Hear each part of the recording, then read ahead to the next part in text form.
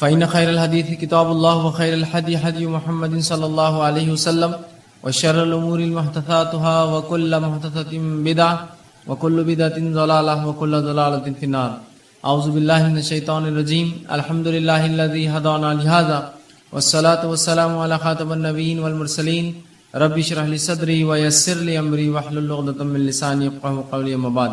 وقال عز وجل في القرآن المجيد: اعوذ باللہ من الشیطان الرجیم. بسم اللہ الرحمن الرحیم. وننزل من القرآن ما هو شفاء ورحمة للمؤمنین ولا يزيد الظالمین الا خسارا. وقال النبی صلی اللہ علیہ وسلم: ان اللہ لم ينزل داعا الا انزل له شفاء فتداؤوا. اما بعد. تمام تعریفیں اس اللہ عز و جل کے لیے لائق و زیبا ہے جو تمام جہانوں کا بنانے والا اور اسے پالنے والا ہے، اور درود و سلام اس کے آخری نبی محمد صلی اللہ علیہ وسلم پر.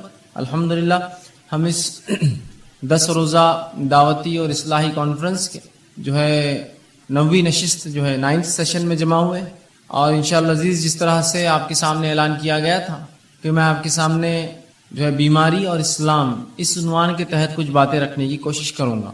یہ عنوان بہرحال اس کی کیا غرض ہے، کیوں اس کی ضرورت محسوس ہوئی، یہ بات بالکل مشہور اور معروف ہے. یہ بات ہم سب جانتے ہیں کہ جب بھی ہم دیکھتے ہیں سماج میں بیماریاں ایک ایسی چیز ہے جس سے کوئی انسان ایکسیپشنل اور مستثنا نہیں ہے.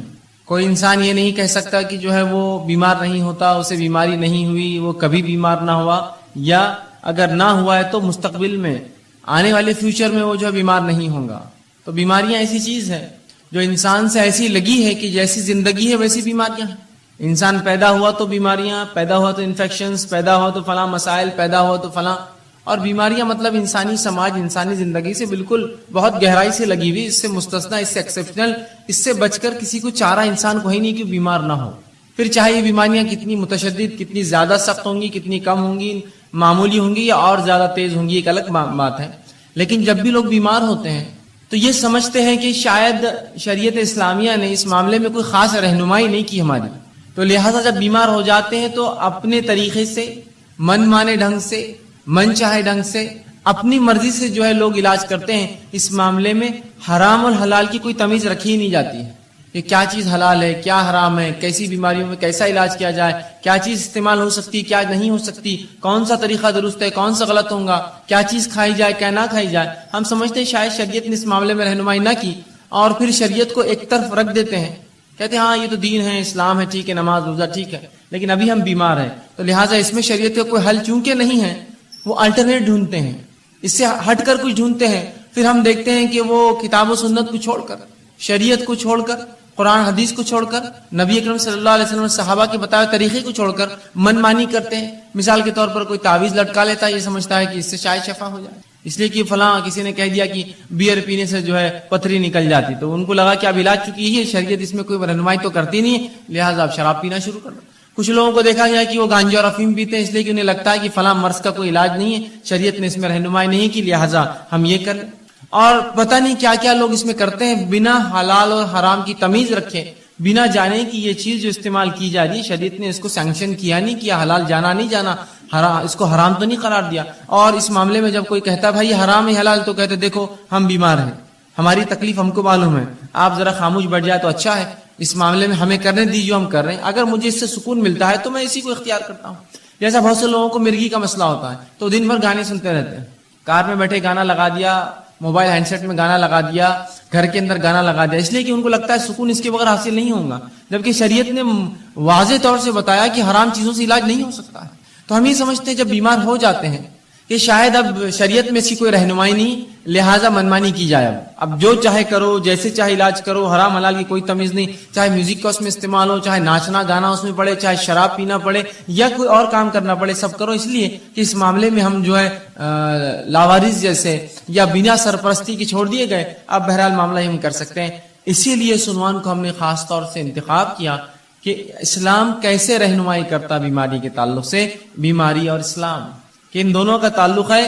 نبی اکرم صلی اللہ علیہ وسلم جو ہے ساری انسانیت کے لیے آئے تھے، اور آپ نے تمام ان شعبوں کے اوپر جو ہے رہنمائی کی، مسلمانوں کی اور انسانوں کی، جو شعبے انسانوں کو جو ہے جو باتیں ان کے جو ہے درپیش آتی ہے، یہ کیسے ہو سکتا ہے جو شریعت اتنی باریک باریک باتوں کو بیان کرے، وہ اتنا بڑا ایک شعبہ انسانی زندگی کا بیماری اس کو چھوڑ دے اور ہمیں ہماری رہنمائی نہ کرے؟ بلکہ شریعت نے رہنمائی کی، بہت زبردست رہنمائی کی، بہت گہرائی سے رہنمائی کی، بہت اچھے ڈھنگ سے رہنمائی کی۔ یہ ہماری بدنصیبی ہے کہ اس چیز کو ہم جاننے کی نہ کبھی کوشش کرتے ہیں، نہ اس پر ہم نے کبھی عمل کیا، اور ہماری ان کوتاہیوں کو ہم یہ سمجھتے ہیں کہ شریعت نے اس معاملے ہماری رہنمائی نہیں کی۔ یاد رکھیے، اس کو جاننے کی ضرورت ہے۔ جب آپ شریعت کو پڑھیں گے، یہ شریعت ایسے ایسے شعبوں میں ایسی ایسی جگہوں پر رہنمائی کرتی ہے جہاں ہم توقع بھی نہیں کرتے کہ یہاں شاید رہنمائی ہوئی۔ مثال کے طور پر ایک انسان اپنی ازدواجی زندگی، میاں بیوی کے رشتے کیسے قائم رکھے، شریعت نے یہاں بھی رہنمائی کی۔ کچھ لوگ سمجھیں گے یہ تو بیاہی ہے، یہ بیاہی نہیں، یاد رکھیے یہ طریقہ زندگی ہے۔ اگر وہاں رہنمائی نہ کرتا تو پھر انسان تو منمانے ڈھنگ سے اختیار کرتا اور انسان نہیں جانور بن جاتا۔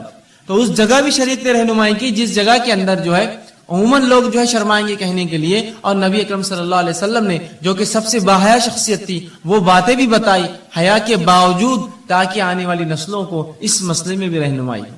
تو وہ دین اور شریعت اور وہ نبی کیسے لوگوں کو اس معاملے میں رہنمائی نہ کرے کہ بیماری کا کیا معاملہ ہے، بیماری میں اسلام کیا معاملہ دیتا ہے، بیمار کے ساتھ کیا سلوک ہو، کن چیزوں سے علاج کیا جائے، کون سی چیزیں حلال ہے، کون سی چیزیں حرام ہے، کن چیزوں کی تاکید کی گئی، صحت کی حفاظت کس طرح کی جائے، صحت کی اہمیت کیا ہے، بیمار ہو جائے تو کیا کیا کیا جائے، بیماری بڑھ جائے تو کیا کیا ہے، بیمار پرسی کے لیے کیا کیا جائے، اگر مرض الموت اتنا اس کا مرض بڑھ گیا کہ موت کی قریب ہے تو موت کے قریب کیا کیا جائے، اگر مرنے لگے تو مرتے وقت کیا کیا جائے، اور اگر مر جائے تو مرنے کے بعد کیا کیا جائے۔ یہ تمام رہنمائی شریعت نے کی ہے۔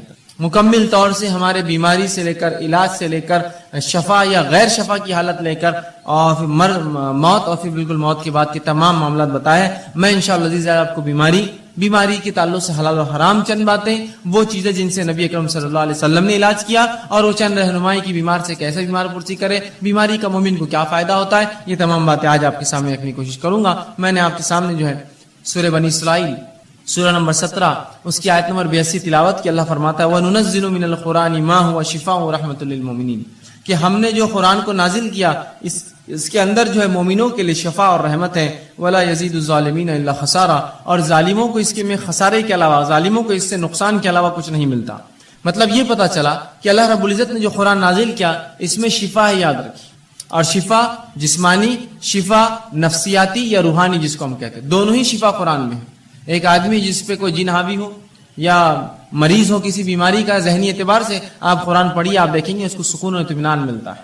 تو یہ روحانی شفا بھی ہے، اسی طرح جسمانی شفا بھی ہے۔ بہت ساری بیماریوں میں نبی اکرم صلی اللہ علیہ وسلم نے قرآن کو پڑھنے کی تاکید کی۔ قرآن کے فضائل میں یہ تمام باتیں بہرحال آ سکتی ہے، آپ فضائل قرآن کے عنوان پر یہ باتیں جو پڑھ سکتے ہیں، تحقیق کر سکتے ہیں۔ بہرحال آئیے، تو اللہ نے فرمایا کہ ہم نے اس قرآن کو نازل کیا جس کے اندر مومنوں کے لیے شفا ہے اور رحمت ہے، اور ظالموں کو اس کے اندر خسارہ ہے۔ ظالموں کے لیے تو قرآن نقصان ہے، اس لیے کہ اللہ کی کتاب مان کر اس کو نہیں پڑھتے، ان کے لیے ہدایت نہیں ہے اس کے اندر، لہٰذا وہ خسارہ اٹھاتے ہیں، ورنہ مومنین کے لیے تو شفا ہے اور رحمت ہے اس قرآن کے اندر۔ اور اسی مقصد کے تحت اللہ نے اس کو نازل کیا، وَنُنَزِّلُ، ہم نے اس کو نازل کیا یہی مقصد کے تحت کہ مومنوں کو شفا اور رحمت اس سے حاصل ہو، اور ظالموں کو اس سے نقصان کے سوا اور کچھ حاصل نہیں ہوتا، یاد رکھیے۔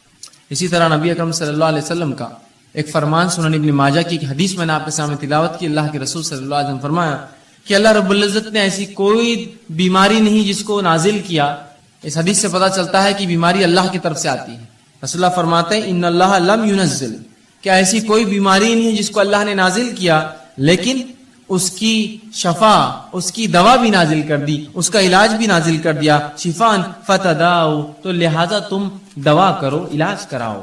تو یہاں اس حدیث میں نبی اکرم صلی اللہ علیہ وسلم وضاحت کر دی کہ ایسی کوئی بیماری نہیں ہے جس کو اللہ نے نازل کیا ہو۔ تو پتا چلا بیماریاں آسمان سے آتی ہے، اللہ بیماریاں دیتا ہے لوگوں کو، لیکن اس کا علاج بھی اتارتا ہے ان بیماریوں کے ساتھ۔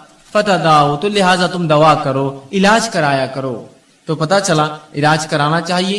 بیماریاں اللہ کی طرف سے، بیماری اللہ بہرحال مختلف، کبھی سزا کے طور پر، کبھی آزمائش کے طور پر لوگوں کو دیتا ہے، اور اس کے بعد ہمیں حکم یہ آیا، اس کی دوا اللہ نے اتاری ہے، لہٰذا تم اس کے لیے دوا کرو، اس کے لیے علاج کرو۔ تو اس حدیث میں ان لوگوں کے لیے بھی تاکید ہے جو سمجھتے ہیں کہ علاج کرانا درست نہیں، بس بیماری ہے تو بس توکل کرو، اللہ پر بھروسہ کرو، بیماری کو سہتے رہو، بلکہ آپ علاج کرا سکتے ہیں۔ نبی اکرم صلی اللہ علیہ وسلم نے کہا دوا کرو، علاج کرواؤ بیماری کا۔ اسی طرح ہم دیکھتے ہیں بیماری جو ہوتی ہے یہ صحت کا الٹ ہوتی ہے۔ انسانی جسم کی جو کیفیات ہوتی ہیں جس پہ انسان جیتا ہے جو سماج میں، وہ دو ہی کیفیات ہوتی ہے، ایک صحت مندی کی اور ایک بیماری والی کیفیت۔ اب یہ ہو سکتا ہے کہ صحت مند ایک انسان مکمل ہو یا بیمار ہو، اور بیمار چاہے کچھ فیصد ہو یا کچھ زیادہ ہو یا کچھ زیادہ ہو. مختلف بیماریاں ہوتی ہیں، جیسے مثال کے طور پہ انسانی جلد پہ کچھ ہو جائے، بیماری ہے، لیکن انسان اس سے بہت زیادہ پریشان نہیں ہوتا، ایک زندگی گزار سکتا ہے.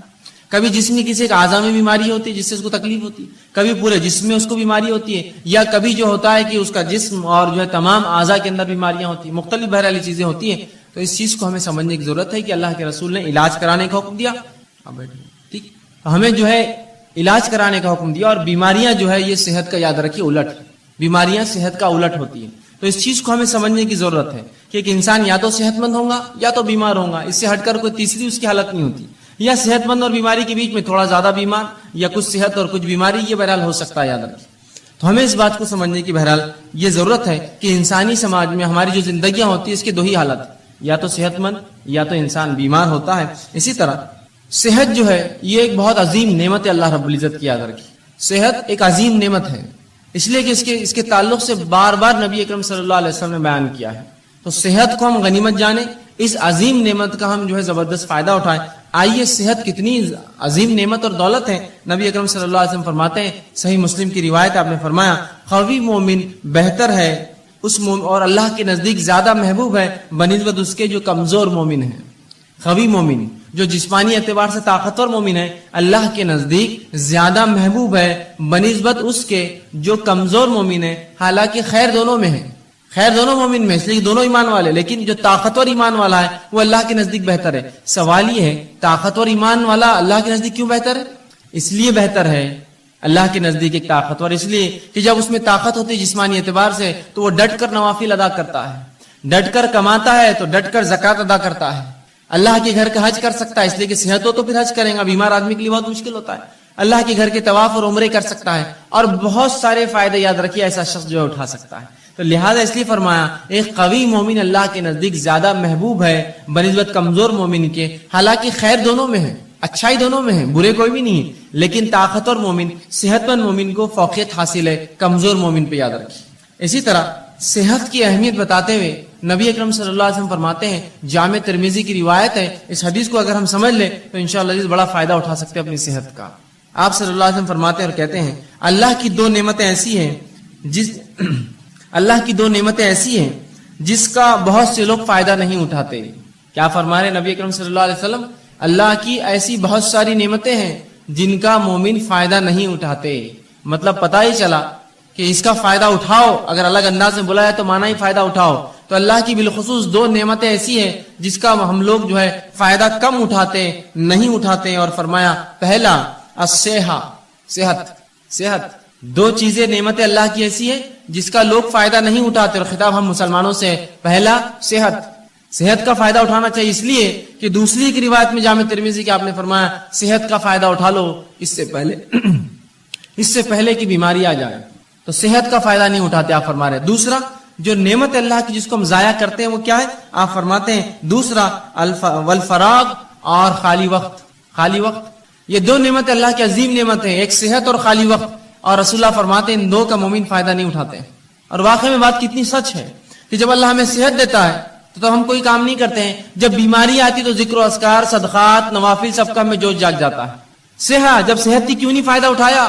جب ذکر و اذکار کرتے، جب نمازیں پڑھتے، قیام کرتے، اہتمام کرتے، اس لیے کہ جب اللہ نے طاقت دی تھی. یا پھر جوانی تو چھوڑ دیتے ہیں، جوانی جب گزر جاتی ہے اور بڑھاپے میں پھر تمام اعمال کرنے کی کوشش کرتے جو جوانی کی عبادتیں تھیں. یقیناً شریعت یہ نہیں کہہ رہی کہ بڑھاپے کی عبادتیں قبول نہیں ہوتی، لیکن جوانی کی عبادتیں زیادہ مطلوب ہے بڑھاپے کے مقابلے میں، اس لیے کہ یہاں انسان ینگ ہوتا ہے، اس میں جوش ہوتا ہے اور بہت سارے ایسے کام کر سکتا ہے جو عمر نہیں کر سکتا ہے بڑھاپے کی عمر میں. تو کہا دو ایسی نعمتیں ہیں جس کا انسان فائدہ نہیں اٹھاتے، لوگ فائدہ نہیں اٹھاتے، مسلمان نہیں اٹھا رہے ہیں. ایک صحت اور دوسرا الفراغ اور خالی وقت. کتنی صحیح بات کہی. آج کتنا خالی وقت ہمارے نوجوانوں کے پاس ہے، لیکن کیا اس کا استعمال ہو رہا ہے؟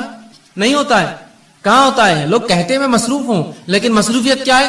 2 گھنٹے 4 گھنٹے کہیں جا کے اور اس کے بعد خالی وقت بیٹھے ہیں، کبھی کھا رہے ہیں، کبھی کھیل رہے ہیں، کبھی بیٹھ رہے ہیں، کبھی چائے کی دکان پہ، کبھی ہوکو پارلر کے اندر ہے، تو کبھی جم میں پڑے ہوئے، تو کبھی سوئمنگ پول پہ خالی وقت گنوا رہے ہیں، تو کبھی گھومنے پھرنے جا رہے ہیں. گویا اگر ایک انسان پورا 1 مہینہ اپنا شیڈیول نکالے، اپنا ٹائم ٹیبل بنائے، تو دیکھیں اس کے اندر سے میں سمجھتا ہوں بمشکل ہر روز 2 سے 3 گھنٹے ایسے جو واقعی میں جینوین یقینی طور سے وہ جو کچھ کام کرتا ہے، باقی سب رکامہ ہوتا ہے، خالی ہوتا ہے اور فالتو کاموں کو وہ کام سمجھتا ہے.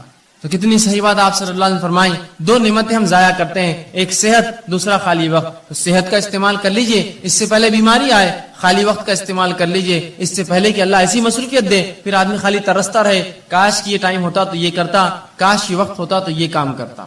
دو نعمتوں کا رسول اللہ فرماتے ہیں. تو پتہ چلا صحت بڑی عظیم نعمت ہے, تبھی کہا جا رہا ہے کہ ان دو نعمتوں کو لوگ فائدہ نہیں اٹھاتے ہیں. اسی طرح جامع ترمذی کی روایت ہے, آپ صلی اللہ علیہ وسلم فرماتے ہیں, بہرحال جو پہلی حدیث میں نے اس سے پہلے بیان کی وہ صحیح بخاری کی روایت تھی. جامع ترمذی کی روایت ہے, آپ صلی اللہ علیہ وسلم فرماتے اور کہتے ہیں, اللہ کی نعمتوں میں سے جن کا سوال روز محشر سب سے پہلے ہونے والا ہے. اللہ کی نعمتوں میں سے جس کا سوال قیامت کے روز, آپ صلی اللہ علیہ وسلم فرماتے ہیں کہ قیامت کے روز جو اللہ رب العزت کی نعمتیں ہیں جن کے تعلق سے سوال کیا جائے گا, اور سب سے پہلے جس کا سوال کیا جائے گا, آپ فرماتے اور کہتے ہیں کہ سب سے پہلے اس سے پوچھا جائے گا کہ کیا میں نے صحت مند جسم نہ دیا تھا. جو اللہ رب العزت بندوں سے سوال کریں گا اس میں سب سے پہلا سوال کیا ہونے والا, رسول اللہ فرماتے ہیں وہ یہ ہوگا, کیا میں نے صحت مند جسم نہیں دیا تھا, بتا اب کیا کیا اس کا, کیا جواب دیں گے ہم؟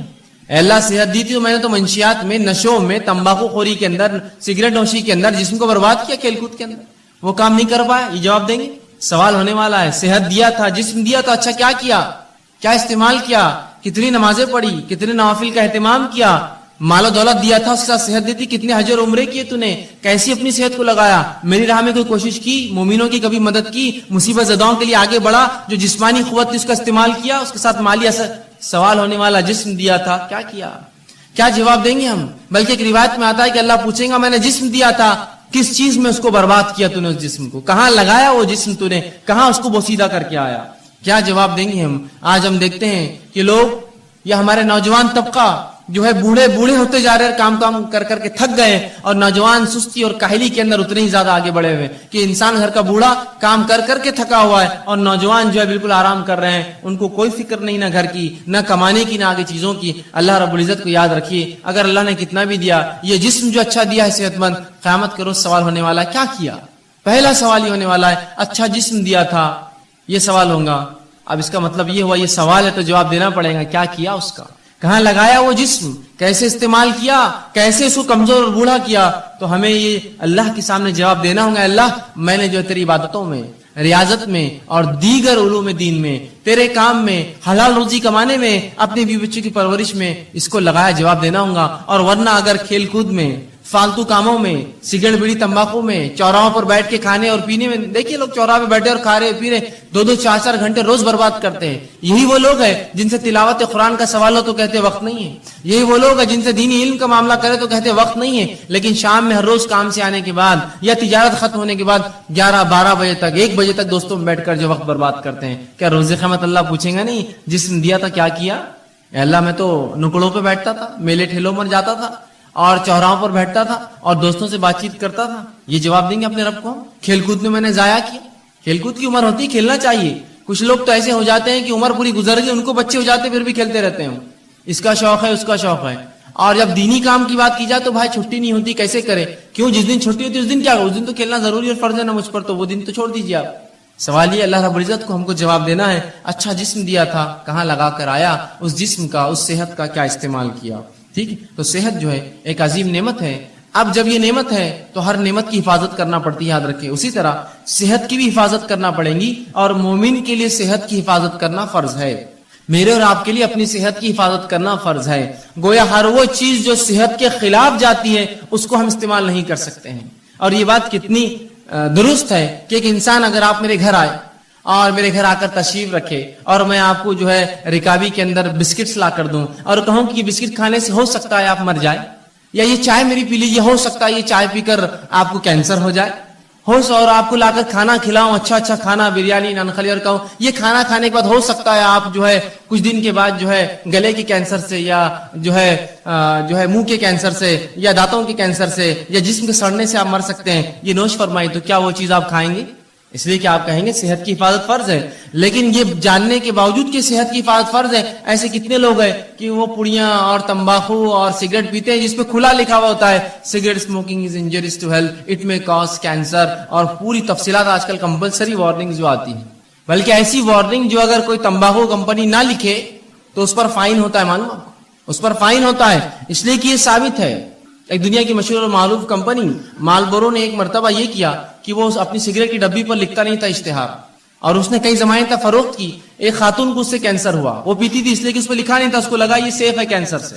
اس نے اس کو پیا، اس کو کچھ سالوں کے اندر کینسر ہوا. اس نے اس پہ جو ہے اس کمپنی پہ جو ہے کیس جو ہے ڈال دیا، کہا کہ یہ کمپنی لکھا کیوں نہیں جب اس میں اتنی خطرناک چیزیں تھیں جس سے میں بیمار ہو سکتی ہوں. کمپنی کو بہرحال اس سے کمپلائن کرنا پڑا، وہ کیس جیتی اور اس کو $32 بلین اس نے جو ہے اس کمپنی کو پے کرنا پڑے، اسے ایک اکیلی خاتون کو $32 بلین کا کیس ٹھوکا تھا اس نے، اور اس کو ملا پورا پیسہ. اس لیے کہ انہوں نے کیوں نہیں چھاپا اپنے اس پر، جبکہ معلوم تھا اس کو 3 سال میں کینسر ہو سگریٹ پینے. اس کو لگا اس سے کینسر نہیں ہوتا، اچھی برانڈ کی کمپنی ہے سگریٹ. یہاں لکھی ہوئی چیزیں ہیں کہ صحت کے خلاف ہے، کینسر ہو سکتا ہے، مر سکتے ہو، ٹیوبروکلوسس ٹی بی ہو سکتا ہے، تمہیں کچھ بھی ہو سکتا ہے، لیکن اس کے باوجود بھی دیکھیے دھڑلے سے ہم پیے جا رہے ہیں. صحت ایک نعمت ہے، اس کی حفاظت مجھ پر آپ پر فرض ہے. وہ بسکٹ میرے گھر کے آپ نہیں کھائیں گے جس کو میں کھلاتے وقت کہوں اس سے کینسر ہو سکتا ہے، اس سے بیمار ہو سکتا ہے، اس سے ٹی بی ہو سکتا ہے. پھر کیسے ہم وہ چیزوں کو استعمال کرتے ہیں اپنی نفس پہ حاوی ہونے دے جو اتنی نقصان دہ. اور صحت کی حفاظت فرض ہے، تو یاد رکھیے اپنی صحت کی حفاظت اور دوسروں کی حفاظت ہم کو کرنا ہے. یہ نہیں کہ ہم اپنی صحت کی حفاظت کر دوسروں کو نقصان پہنچائیں. یہ بات ان کے لیے بھی ہے جو لوگ اللہ کی جو نعمت صحت ہے اللہ دیتا ہے تو اس کو خراب کاموں میں استعمال کرتے ہیں اور بوسیدہ کرتے ہیں اس میں، اور یہ نہیں دیکھتے کہ اس سے صحت کا کیا نقصان ہے. یاد رکھیے صحت کی حفاظت فرض ہے، اس لیے کہ اللہ کی دی گئی نعمت ہے. اور اگر صحت نہ ہوئی تو کوئی عبادت آپ اور میں نہیں کر سکتے. سوچیے مت کہ ہم کبھی عبادت کر پائیں گے زندگی بغیر صحت کی. عبادت کیسے کریں گے بتائیے؟ روزہ رکھنا ہے، صحت نہیں ہے. زکات وہ دیں گا جو کمائیں گا، بیمار کما نہیں سکتا ہے. نماز پڑھنا ہے، صحت نہیں، فرض مشکل سے ہوتی ہے تو نوافل اور دیگر نمازیں کیا پڑھوں.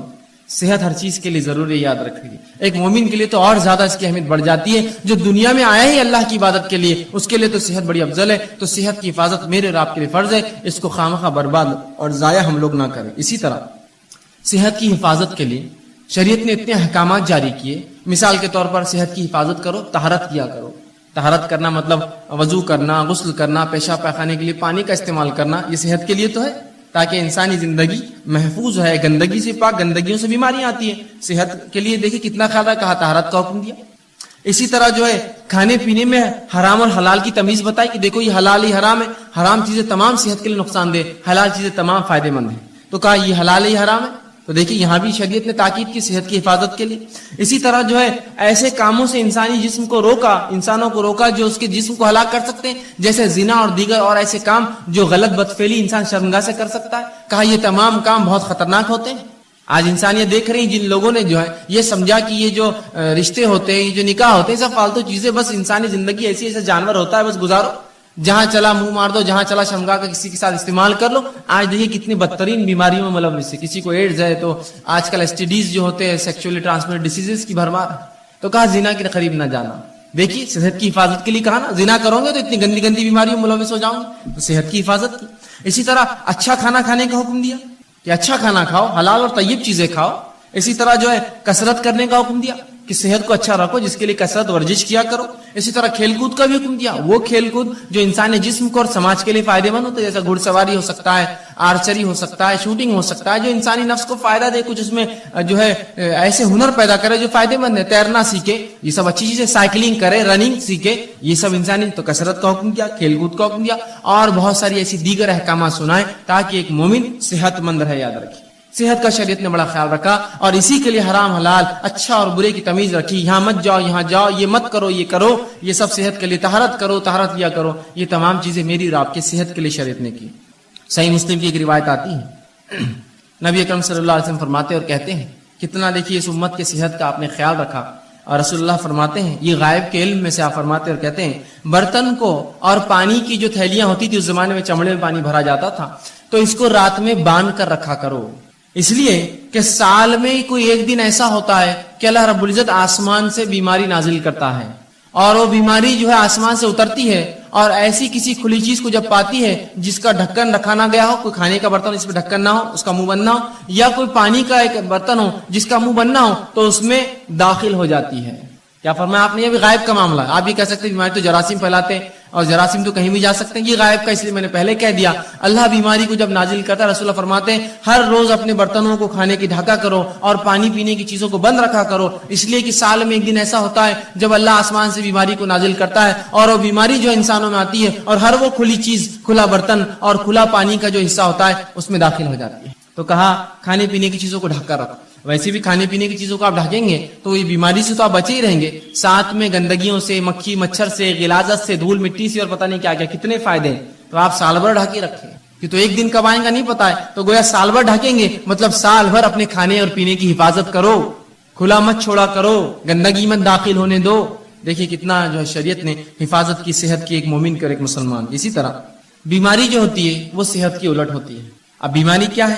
بیماری کو ہم یوں کہہ سکتے ہیں، اس کی تعریف میں دے سکتے ہیں کہ انسانی جسم میں کوئی اعضا میں تکلیف ہو یا کمی ہو یا بگاڑ آ جائے، پورے انسانی جسم میں یا کسی ایک اعضا میں کوئی تکلیف ہو یا بگاڑ آ جائے، یہ بیماری ہوتی ہے. انسانی جسم میں مطلب پورے شریر میں، پورے جسم میں، یا کسی ایک اعضا میں، ہاتھ پیر سر کان ناک منہ گلا انگلیاں کچھ بھی ہو سکتا ہے، کسی ایک اعضا میں کوئی تکلیف ہو یا اس میں کوئی بیماری ہو، اس چیز کو یا اس میں کوئی بگاڑ آ جائے یا کمی آ جائے، اسے بیماری کہا جاتا ہے. سر درد ہو رہا ہے، بلڈ پریشر ہے، شوگر ہے، یہ پورے جسم کی بیماریاں خون کے اندر رہتی. ہاتھ میں تکلیف ہے، ہاتھ کھینچتا ہے، پیر میں فلاں ہے، انگلیاں خراب ہو جا رہی ہے، فلاں ہوتا ہے، کان میں ٹیچ، تو یہ اعضا کی بیماریاں. تو کوئی بھی چاہے پورے جسم میں کوئی چیز ہو تکلیف دے یا جو ہے کسی اعضا میں، اسے بیماری کہا جاتا ہے، یاد رکھیں. اسی طرح بیماری جو ہوتی ہے یہ مومنوں کے لیے آزمائش ہوتی ہے، یاد رکھیں. بیماری مومنوں کے لیے آزمائش. اور اللہ رب العزت مومنوں کو کیوں آزماتا ہے؟ وہ اس لیے آزماتا ہے تاکہ جانے، جانچے، پرکھے کہ جب ہم دعویٰ کرتے ہیں ایمان کا تو کتنے سچے ہم دعوے میں، اور جب اللہ اس دعوے کے مطابق آزمائش کرتا ہے تو کتنے کھرے اس آزمائش میں اترتے ہیں. تو اللہ رب العزت مومنوں کو آزماتا ہے بیماری کے ذریعے. تو یاد رکھیے مسلم کی روایت، صحیح مسلم اور مسند احمد کی، آپ صلی اللہ علیہ وسلم فرماتے ہیں مومن کا معاملہ بڑا عجیب ہے. جب اللہ اسے فراوانی دیتا ہے، خوشحالی دیتا ہے تو اللہ کا شکر بجا لاتا ہے، یہ اس کے لیے خیر ہے، ثواب کا باعث ہے.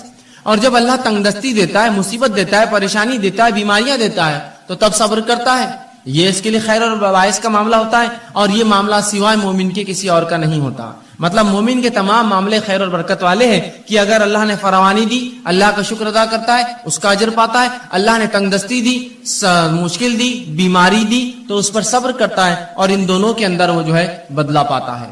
اسی طرح سنن ابن ماجہ کی روایت ہے، آپ صلی اللہ علیہ وسلم فرماتے ہیں سب سے زیادہ جو لوگ انسانوں میں آزمائے جاتے ہیں، سب سے زیادہ جو لوگ انسانوں میں آزمائے جاتے ہیں وہ سب سے پہلے ہوتے ہیں انبیاء علیہ الصلوۃ والسلام. یہ سب سے زیادہ آزمائے جاتے ہیں.